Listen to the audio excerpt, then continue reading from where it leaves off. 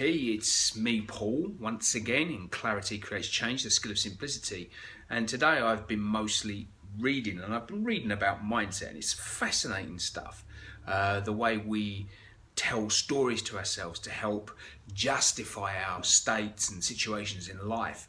But we've spoken before, or I've spoken to you before, about the difference between a fixed and a dynamic mindset. The fixed mindset person believing that all qualities are carved in stone, and the dynamic mindset, or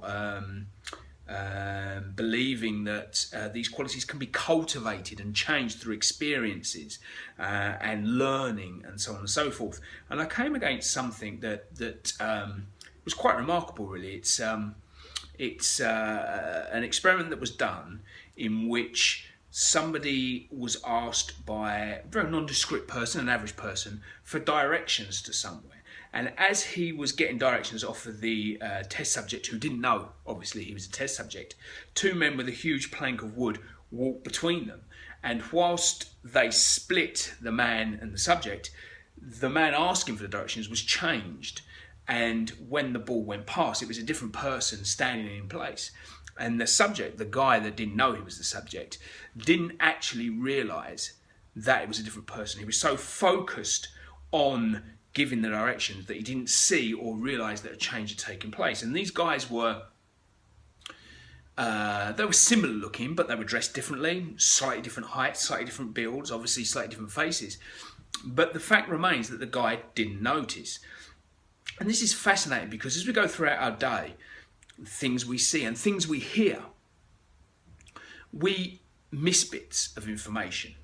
And over time, we focus generally on the gist of what happened rather than on the details. So we can remember the gist of something, but all the juicy details we let slide. Okay, and I've got a little bit of stuff written down here. So we become trapped effectively in this fixed mindset.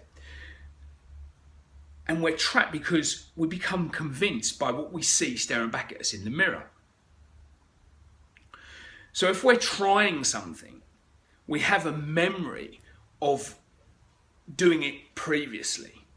And the memory is generally false, but we become convinced by that memory. And so we convince ourselves that we can't try it again, or we can't succeed in doing it. But as I say, we never actually truly remember what happened in the past. We retain the gist of it, as I said, and we disregard the details. Our unconscious mind then obviously fills in those gaps based on our expectations, our perceptions, our beliefs, what we expect to happen.